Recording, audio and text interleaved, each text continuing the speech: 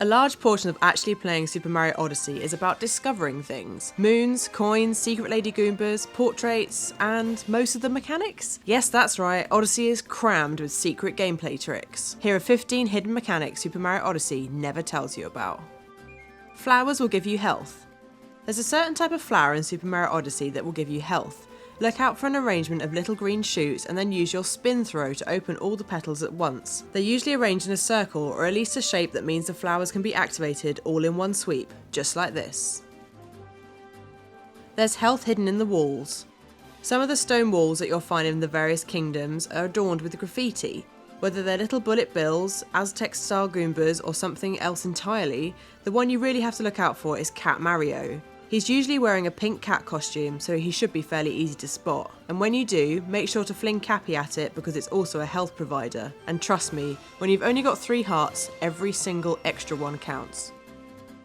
Cappy's moves are hidden behind motion controls.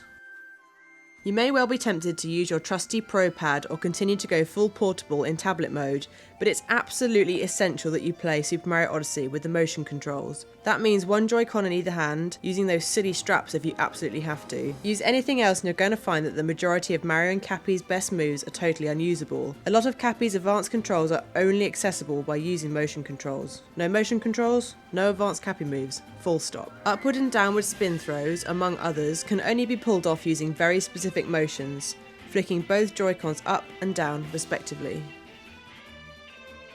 Mario has a homing cap throw. Our personal favourite new Mario move is the homing cap throw.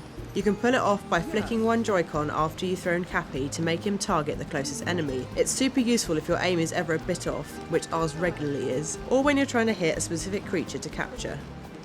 There's a protective spin throw. There's a seriously useful spin throw that Mario and Cappy can pull off when you flick both Joy-Cons to the side. Doing so will make Mario spin, forcing Cappy to do a kind of spiral attack around him that grows steadily bigger, attacking anything in the way. This spin can get you out of a jam, especially when you're surrounded by pesky and surprisingly speedy little yellow Goombas. Mario can roll to go faster. Mario's dinky little legs can get a little annoying, especially when you're trekking across the desert in the Sand Kingdom. But thankfully, there's a little Samus-esque roll up Mario's sleeve that he can whip out to pick up some speed, especially downhill. To do it, simply hold down ZL and Y when your feet are on the ground. You can even shake the Joy-Cons to go faster if you've got the need for speed. There's a long throw option. If you hold down Y when you throw Cappy, you'll actually trigger a long cap throw. Not only is it useful for breaking boxes, but you can also use it to give yourself a little lift if you then run into the little spinning hat. Mario can dive now.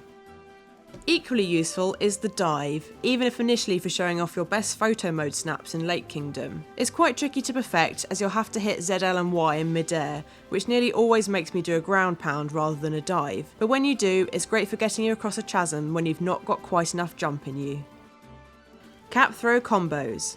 The real Super Mario Odyssey pros will be getting everywhere by chaining together Mario and Cappy's abilities. The long cap throw, when combined with the dive, can create quite the formidable combo.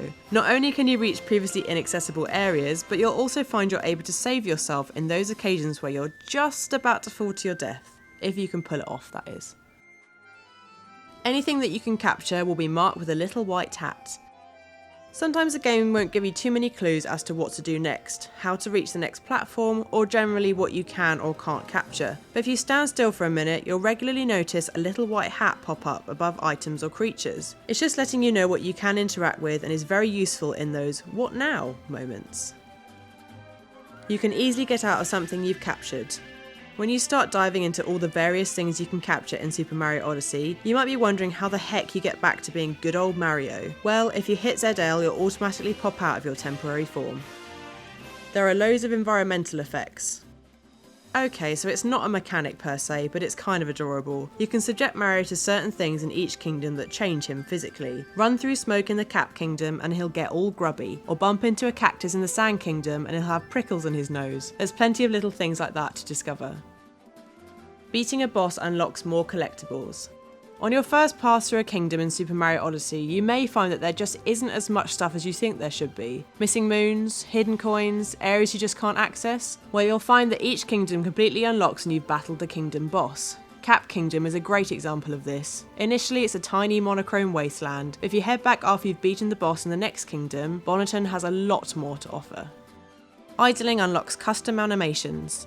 This might be the most adorable Mario has ever been in his whole lifetime, and part of that is down to the little idle animations he has. Depending on the world you're in, there are slightly different versions to discover. Leave Mario alone and most of the time he'll just go to sleep, but sometimes a bird will come and land on his nose, which is seriously adorable. In hot kingdoms he'll fan himself, in cold ones he'll shiver. In Metro City though, get the band going and Mario's idle animation is this weirdly adorable dad dance. Just look at those moves. What's great though is that you can use these idling animations to your advantage for photo mode. Nap on a T-Rex, anyone? There's a photo mode. You might not know it, but Super Mario Odyssey has a photo mode hidden away that you can access in the very first moments of the game. Just hit down on the D-pad and up it pops, freezing Mario in whatever precarious or hilarious moment he's found himself in. Tweak your angles, add a filter or even some branding, very official, and create your very own Odyssey artwork. So that's 15 hidden mechanics in Super Mario Odyssey. Let us know if you found any more in the comments below and click the box on the left for more great content from us. And don't forget to hit that big button in the middle for more tips and guides right here on Games Radar Plus.